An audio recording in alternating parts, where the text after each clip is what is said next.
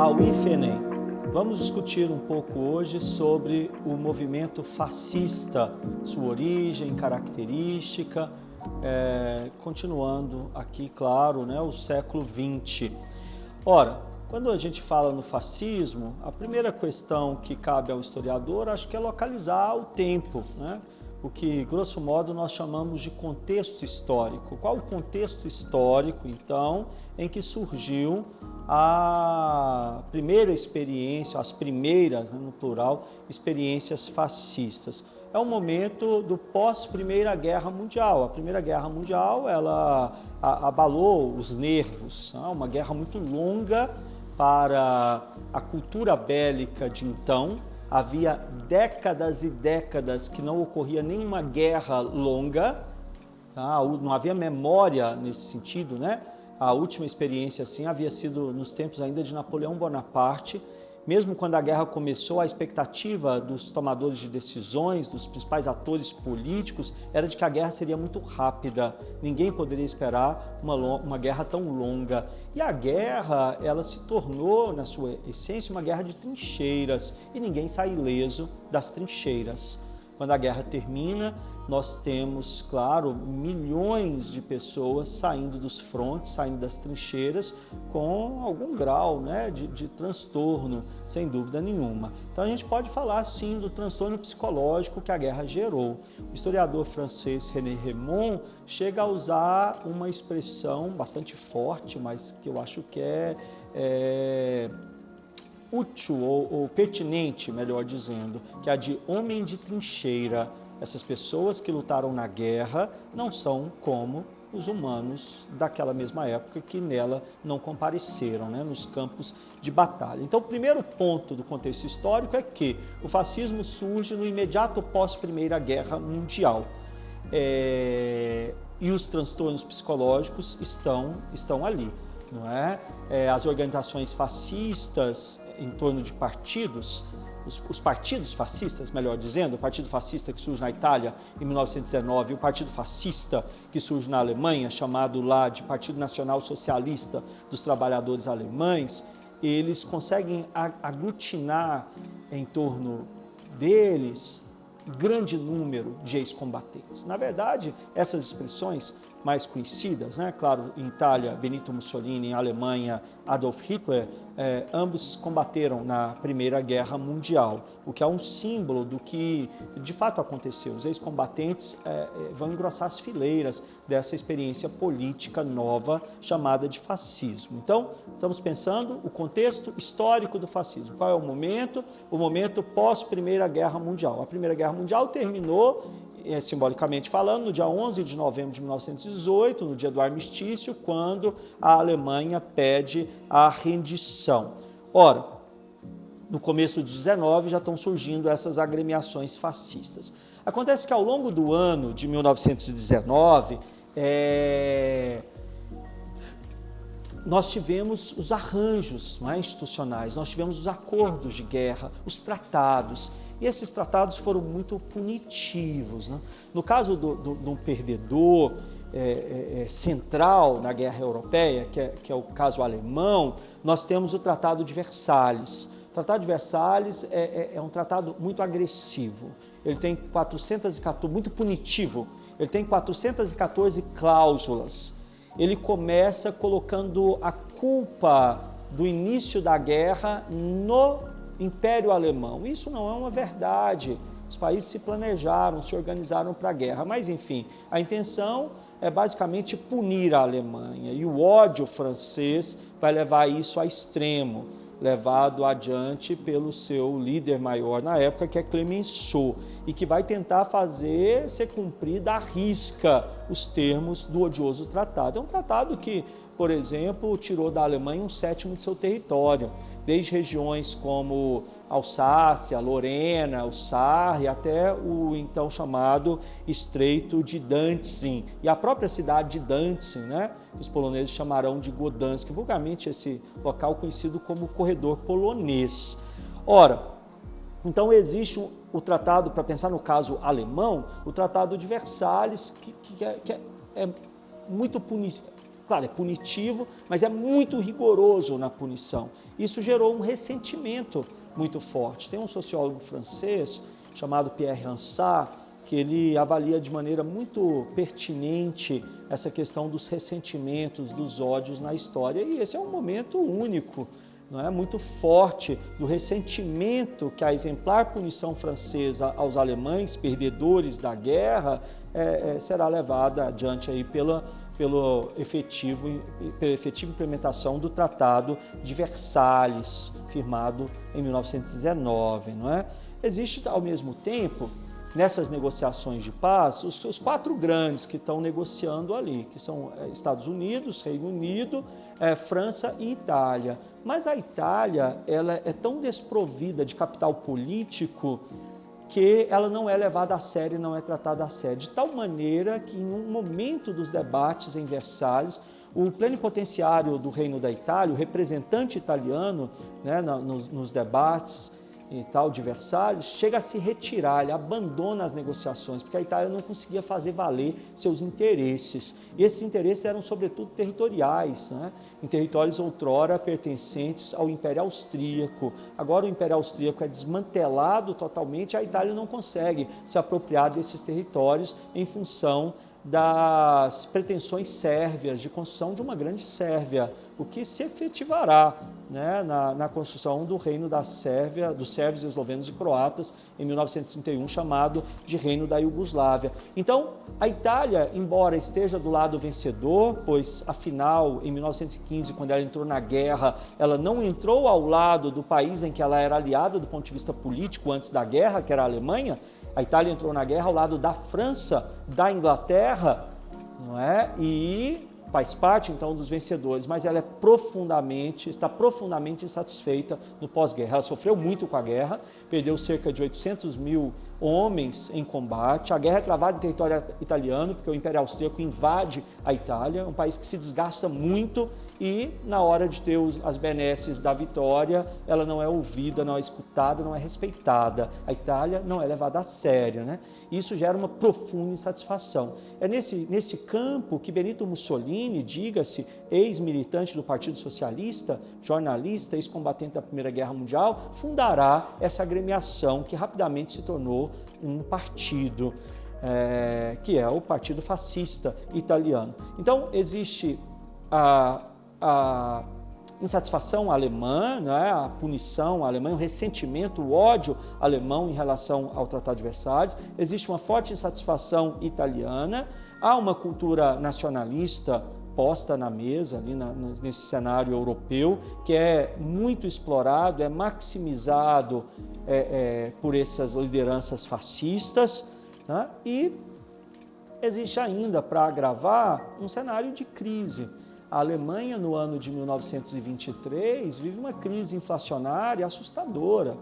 Tem imagens inacreditáveis, as pessoas saindo para fazer algumas compras com um carrinho de mão com o marco alemão ali completamente desvalorizado, uma crise de hiperinflação. No mesmo ano em que, diga-se, a França decide invadir a Alemanha, ocupar militarmente a mais próspera região alemã, a região do Ruhr, para fazer valer o Tratado de Versalhes, no quesito indenizações, que a Alemanha não estava conseguindo honrar com os compromissos. A França invade a Alemanha, ocupa o Ruhr para aprisionar a produção dessa rica região alemã e fazer cumprir o tratado, tratando a Alemanha como os franceses estavam habituados a fazer em África, por exemplo, nas suas colônias, que eles desrespeitavam, né, os seus habitantes das formas mais inomináveis, né, e farão o mesmo com os alemães, ou quase o mesmo. Ora, então, o cenário é esse, é um período, é o imediato pós-Primeira Guerra Mundial, existe um problema psicológico evidente, né, os transtornos desses chamados por Reymond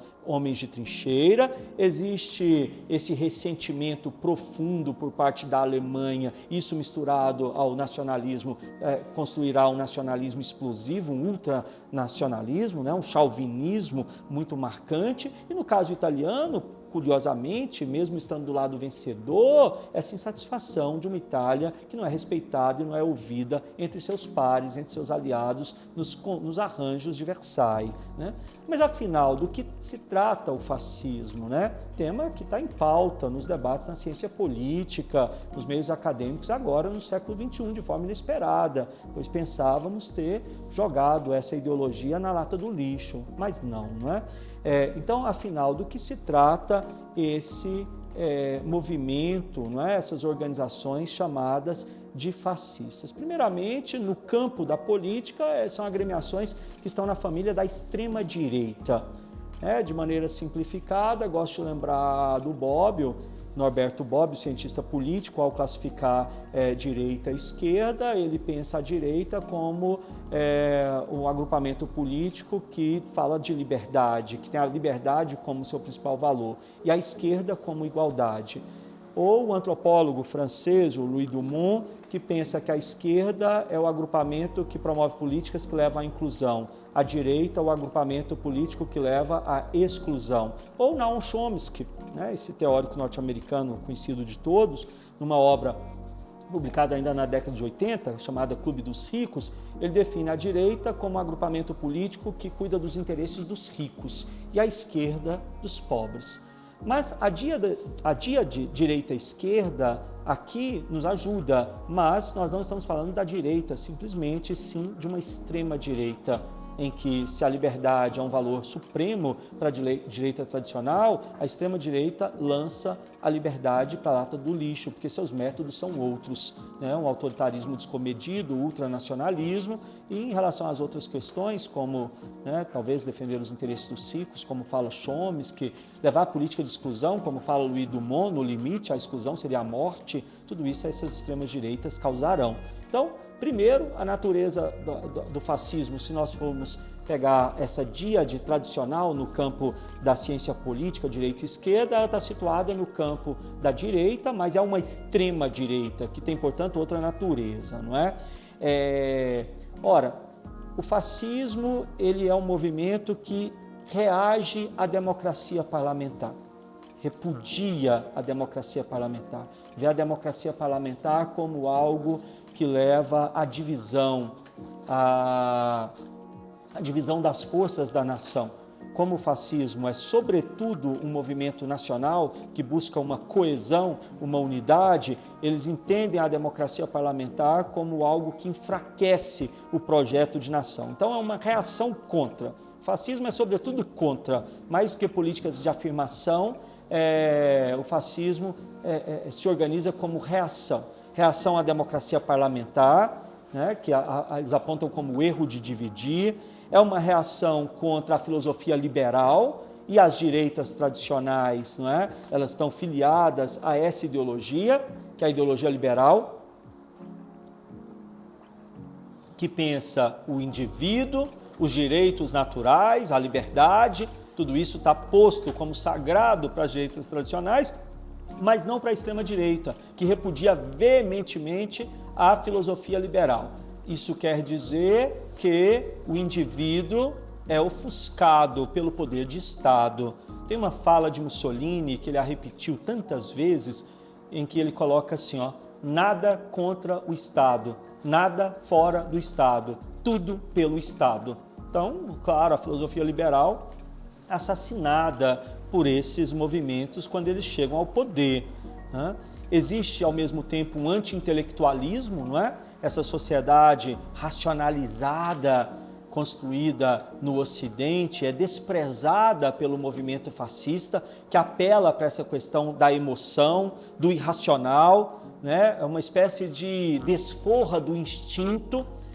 É conhecida a tese weberiana, não é? Sobre os efeitos colaterais da racionalidade.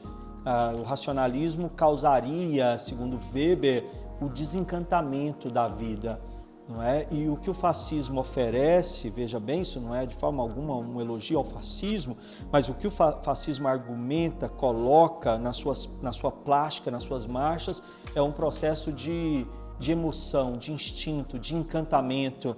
E, claro, tudo isso conduzido pela irracionalidade do movimento nacional. já que, como Benedict Anderson afirmou categoricamente num trabalho belíssimo, a nação é imaginada, né? A ideia de nação ela é uma realidade que existe no espaço imaginado, é uma grande ficção. Tá? Então, há uma concepção mística da política, né, baseada no ativismo irracional. Esses líderes, no caso alemão, isso é notório, né? Como se coloca Hitler como um mito que escapa de qualquer, portanto, observação racional.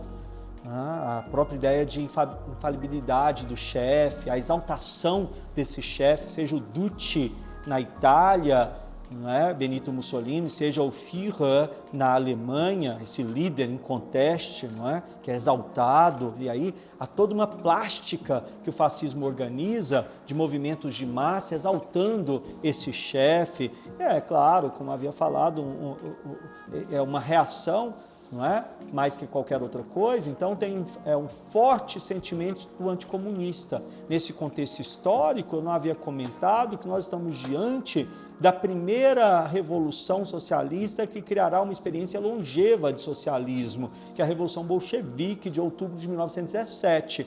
E a revolução bem-sucedida na Rússia socialista, ela dará ânimo, dará impulso, força para movimentos socialistas em outros lugares do mundo.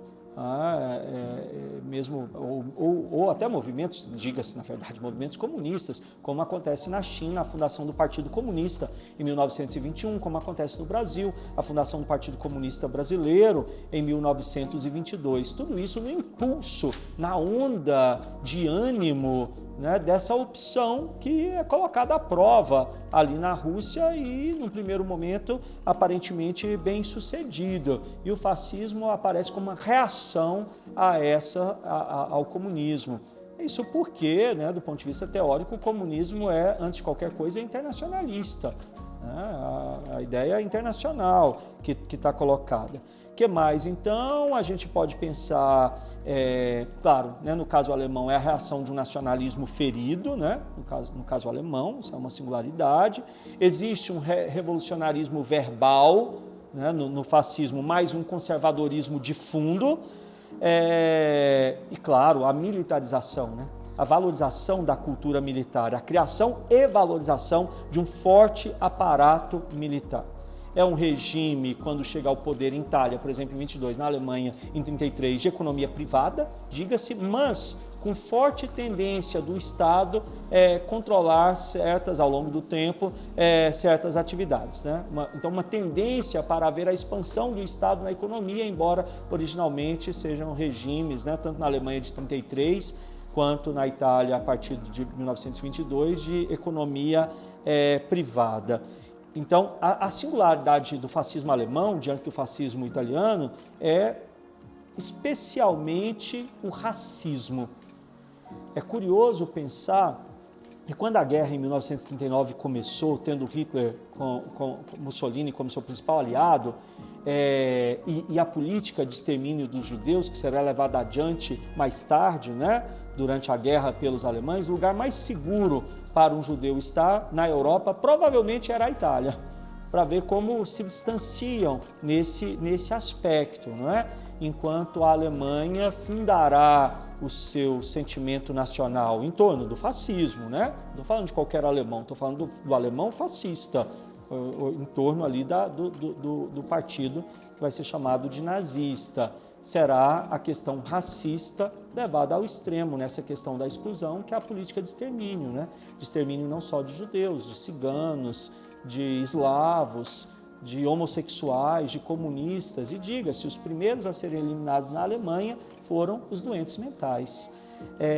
Ora, em termos mais factuais, então, lembrando, na Itália, no ano de 1922, ocorre a chamada Marcha sobre Roma, que foi um movimento, uma marcha, não é? Como a expressão já diz, organizada por Benito Mussolini, a capital do Reino de Itália, que faz uma pressão sobre o rei de Itália, o rei que nomeava o primeiro-ministro.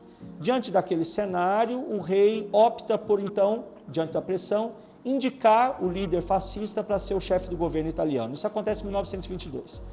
o rei teria condições de debelar a marcha fascista. Mas é importante lembrar que os bolcheviques já haviam tomado o poder na União Soviética, na Rússia. Eles tinham executado a família real da Rússia, os Romanov, e isso assustava as monarquias.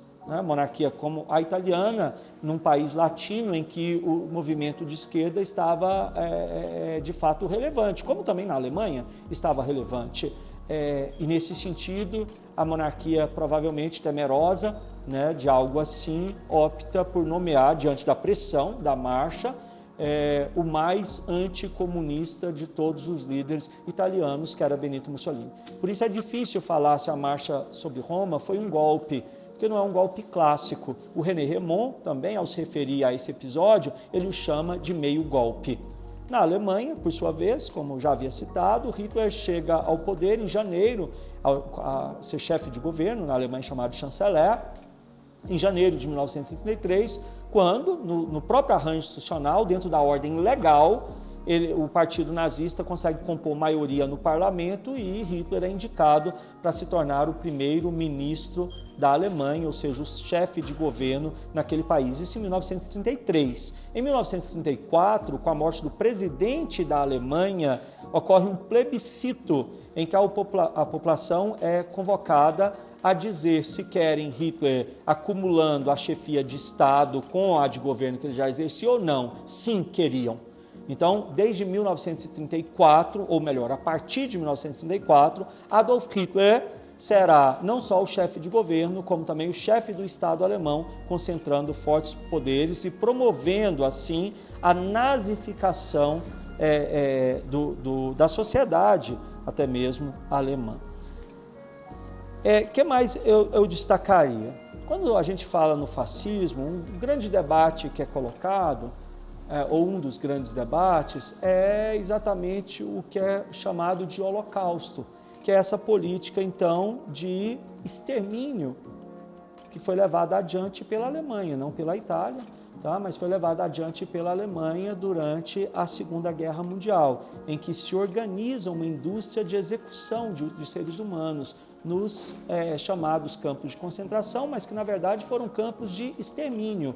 Não só os judeus, é importante esse alerta, não só os judeus foram exterminados nessa experiência, são milhões e milhões de seres humanos, muito além dos 5 ou talvez 6 milhões de judeus exterminados. É curioso pensar o seguinte, há uma tentativa de interpretar o Holocausto, que seria esse massacre que os fascistas organizam de maneira bastante rigorosa, em relação a alguns grupos durante a guerra, como um ultraje cometido por criminosos. Só que aí vem uma interpretação que me parece mais feliz, que é dessa filósofa alemã naturalizada nos Estados Unidos, a Hannah Arendt, que acompanhou o julgamento de um dos mais famosos nazistas em Jerusalém, em 1961, que é Adolf Eichmann. Ela acompanha, como correspondente do New York, esse processo. E ela vai constatar que Eichmann, que é acusado no julgamento de ter matado 6 milhões de pessoas, parece ser uma pessoa mais comum possível, uma pessoa normal. Então, acho que até há um desserviço de Hollywood, quando fala de filmes em que há nazismo e tudo, sempre os mostrando como brutamontes, ignorantes, muito violentos, agressivos, colocando eles como besta-feras, como essa coisa, criminosos da pior espécie. Aí fica muito raso a questão. Na verdade, a Alemanha era talvez a mais sofisticada civilização europeia nesses tempos. Esse que é o dilema, esse que é o drama. Como é possível os seres humanos civilizados, sofisticados, não esses brutamontes criminosos dessa maneira, perpetrar o mais horrendo crime, a meu ver, já perpetrado na história humana. Ora, então aqui há uma questão: como superar a piedade animal que afeta os homens na presença do sofrimento físico, não é? Nós temos uma piedade. Imagine você diante do sofrimento de uma criança de 1 ano de idade. Nós, mamíferos, temos essa aptidão para ter um sentimento ali de sofrimento, de empatia, de piedade. Mas como que você organiza a matança de milhões e milhões de seres humanos, de crianças, de mulheres, de civis indefesos, né, dessa maneira tão cruel? Como isso foi possível? Não é? Ora, a tarefa desse extermínio é mantida num quadro impessoal.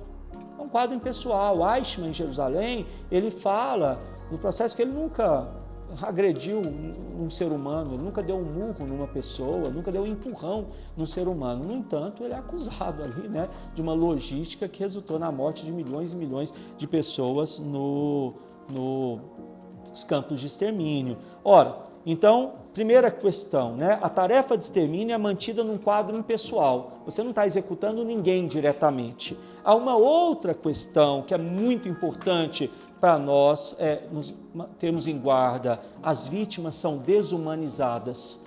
Então, quando você trata seu interlocutor, né, a pessoa que está debatendo com você, pode ser nas redes sociais, de maneira a desumanizá-lo, né, você está abrindo caminho para o fascismo. Por isso, o Leandro Carnal, num certo post, ele comentou que o fascismo é uma cadela sempre no cio, né? Ou seja, o fascismo está sempre pronto, ou como Bergman vai chamar, o ovo da serpente, que está sempre pronto para nascer. E o primeiro passo a ser dado é quando você deslegitima e desumaniza o outro, seja seu adversário político, seja uma pessoa que teve qualquer desavença, seja por diferenças étnicas ou religiosas. Quando você tira a humanidade daquele que é diferente de você, a cadela já está no cio do fascismo, tá? Ou seja, a serpente já está ali para nascer, como Bergman, repito, né, colocou o ovo da serpente. Então, nós temos, né, qual a questão, para a gente encaminhar aqui uma conclusão: como superar a piedade animal que afeta os homens na presença do sofrimento físico. Ora, o que foi feito, né? A tarefa do extermínio foi mantida num quadro impessoal, as vítimas foram desumanizadas, os judeus, por exemplo, vão ser o tempo todo tratados, né, pela mídia, pela propaganda alemã como baratas, como seres, né, totalmente tirados de sua humanidade. E no caso alemão, no nazismo, o ideal de disciplina, de hierarquia, vai substituir a responsabilidade moral. Então, imagina o que o Servetti, o advogado de Eichmann em Jerusalém, vai falar no processo. O meu cliente estava cumprindo ordens. Então é isso, o que importava era cumprir ordens. E a responsabilidade moral, isso não importa. Você é um major da SS como Eichmann, e aí tem alguém mais alto que você que está dando ordens e você cumpre as ordens. Nada além disso. Você não teria, então, responsabilidade moral. Essa é a fórmula para a humanidade perpetrar um horror nessa escalada. Daí a importância do que um filósofo alemão muito interessante, chamado Habermas, chama de dever de memória. É preciso lembrar, é preciso jamais esquecer, é preciso organizar lugares de memória para que essa experiência humana esteja sempre perceptível, né? Sempre visível, sempre lembrada, evidentemente com o intuito de que a gente não corra o risco de mais uma vez, né, gerar a serpente que está sempre pronta a nascer. Obrigado.